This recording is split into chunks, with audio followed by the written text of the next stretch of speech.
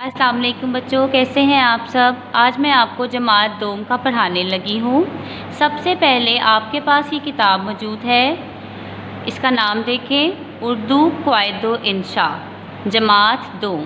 पहले आप अपनी ये किताब निकालें, इसको खोलें, सफ़ा नंबर 9, सफ़ा नंबर 9। आज का हमारा टॉपिक है जुमला।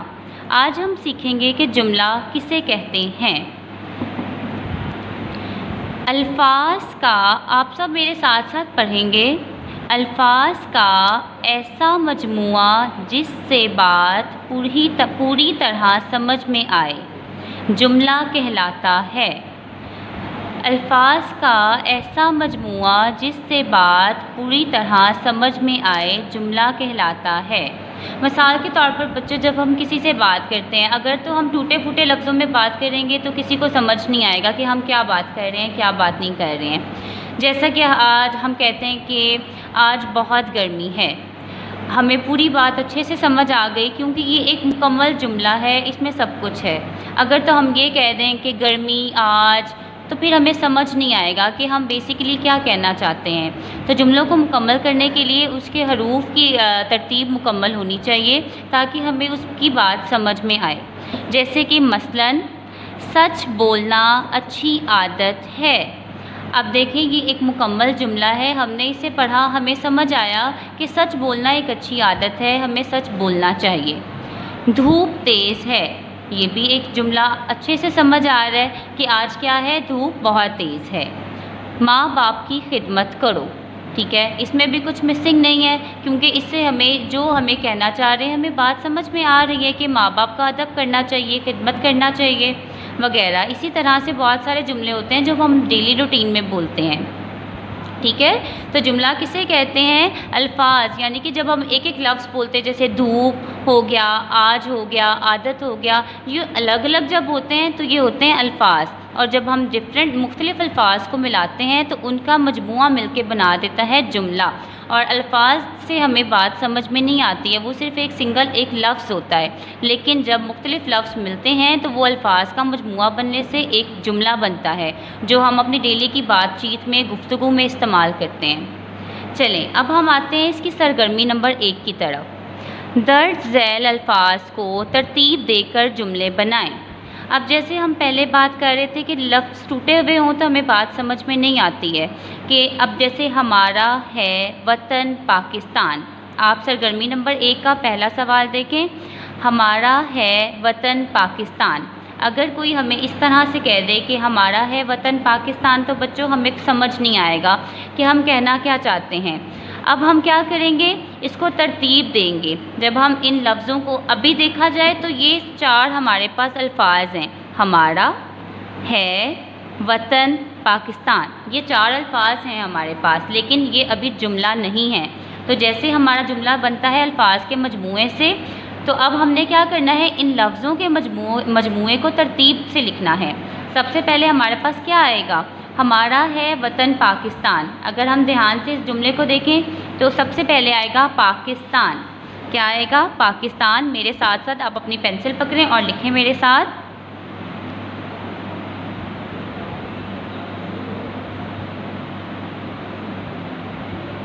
पाकिस्तान, ठीक है। उसके बाद क्या आएगा, वतन है हमारा, ये भी नहीं आ सकता क्योंकि जो है ये तो जुमले के एंड पे आएगा, बिल्कुल एंड पे जाएगा। तो क्या आएगा, पाकिस्तान हमारा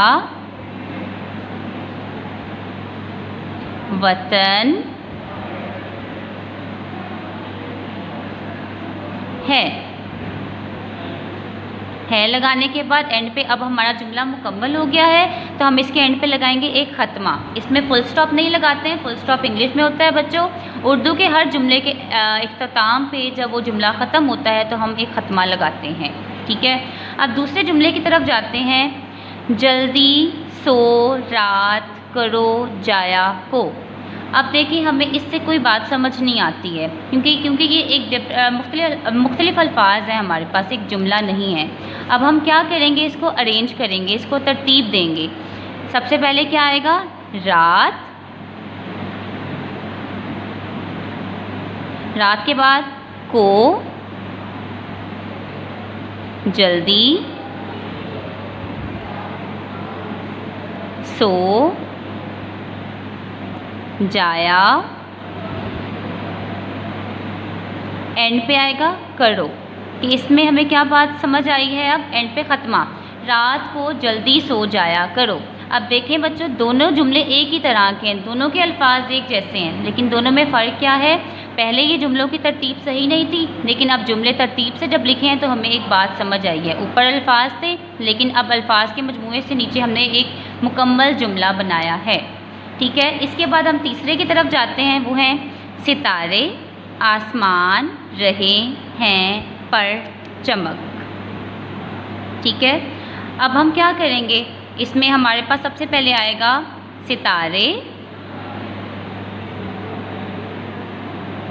आसमान पर चमक रहे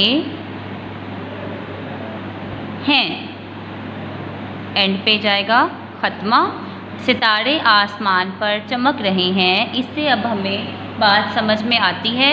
अब आपने क्या करना है, 3 सवाल मुकम्मल हो गए हैं, बाकी 3 सवाल आपने करने हैं। ठीक है, अब हम जाते हैं, सफ़ा पलटें अपना, सफ़ा नंबर 12 पे। सफ़ा नंबर 12, हर चीज़ की इक़साम होती हैं। आज हमने पढ़ा था जुमला, अब हम करेंगे जुमला की इक़साम। जुमला की इक़साम, अब जुमले की 3 इक़साम होती हैं बच्चों, मस्बत जुमले, मनफी जुमले, सवालिया जुमले। ठीक है, अब सबसे पहले हम देखेंगे जुमले की 3 इक़साम में कौन कौन सी, मस्बत, मनफी, सवालिया। अब हम देखेंगे मस्बत जुमले किसे कहते हैं। ऐसे जुमले जिनमें काम का करना या होना ज़ाहिर हो, मस्बत जुमले कहलाते हैं।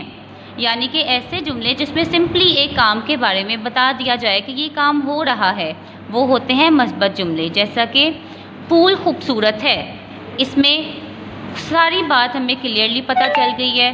कमरा हवादार है, वक्त पर स्कूल जाओ। ठीक है, तो ये क्या हो गया, मस्बत जुमले हैं जिसमें एक बात हमें बस क्लियरली स्ट्रेट फॉरवर्ड बता दी गई है। अब दूसरी तरफ आते हैं मनफी जुमले। ऐसे जुमले जिनमें काम का करना, काम ना करना या ना होना ज़ाहिर हो। यानी कि ऐसे जुमले जिसमें काम के ना होने के बारे में बताया जाए। जैसे ऊपर मस्बत जुमले में था फूल खूबसूरत है, अगर हम ये कहें कि फूल खूबसूरत नहीं है तो वो मनफी जुमला बन जाएगा, क्योंकि उसमें हम कहते हैं एक चीज़ नहीं है हमारे पास। इसमें हम क्या करते हैं, ना और नहीं का इस्तेमाल करते हैं, तो वो मनफी जुमले होते हैं। मसलन फूल खूबसूरत नहीं है, अगर तो हम ये कहें कि फूल खूबसूरत है, नहीं ना लगाएं, तो वो हो जाएगा मस्बत। अगर हम नहीं का इजाफा करते हैं, फूल खूबसूरत नहीं है, तो वो मनफी बन जाता है। कमरा हवादार है, ये मस्बत जुमला है। अगर हम ये कहें कि कमरा हवादार नहीं है, तो वो मनफी जुमला कहलाता है। शोर ना करो, शोर करो, ये एक मस्बत जुमला होगा। शोर ना करो, जब ना का इस्तेमाल हो गया तो वो मनफी जुमला कहलाता है। इसकी आखिरी किस्म है सवालिया जुमले। ऐसे जुमले जिसमें सवाल पूछा गया हो, सवालिया जुमले कहलाते हैं। यानी कि जब हम किसी से कुछ पूछते हैं किसी चीज़ के बारे में, तो उसे सवाल, जब हम किसी से किसी चीज़ के बारे में दरियाफ्त करते हैं, पूछ-गिछ करते हैं, वो सवालिया जुमले होते हैं। मसलन जैसे क्या फूल खूबसूरत है, यानी कि हम पूछ रहे हैं, हम इसके बारे में भी श्योर नहीं है, हमें नहीं पता कि ऐसा काम है या नहीं, हम दूसरों से पूछते हैं क्या फूल खूबसूरत है। इसके मस्बत और मनफी जुमलों के एंड पे हम लगाते हैं ख़त्मा, लेकिन सवालिया जुमलों के एंड पे हम लगाते हैं सवालिया निशान, क्योंकि ये इस चीज़ की इलामत है कि हमें इस चीज़ के बारे में नहीं पता, हम दूसरे पर्सन से पूछ रहे हैं, दूसरे इंसान से पूछ रहे हैं। कमरा हवादार क्यों है। उसके बाद वक्त पर स्कूल कैसे जाओगे, यानी कि डिफरेंट तरह के, मुख्तलिफ़ तरह के सवाल हैं जिनका जवाब हम दूसरों से जानना चाहते हैं। जुमलों को सवालिया बनाने के लिए क्या, क्यों, कैसे और कहाँ अल्फाज का इस्तेमाल किया जाता है, और सवालिया जुमले के आखिर में सवालिया इलामत लगाई जाती है। इसके अगर हम सवालिया जुमले के इख्तिताम पे सवालिया निशान नहीं लगाएंगे तो वो हमारा जुमला अधूरा रहेगा। तो बच्चों, आज हमने जुमला और जुमले की इक़साम के बारे में पढ़ा है। अब आपने सफ़ा नंबर 13 और 14 पे जो सरगर्मियाँ हैं वो आपने खुद इसको सॉल्व करना है और अच्छे से करना है। इंशाल्लाह आपको बहुत अच्छे से समझ आ जाएगा। ठीक है, अल्लाह हाफ़िज़।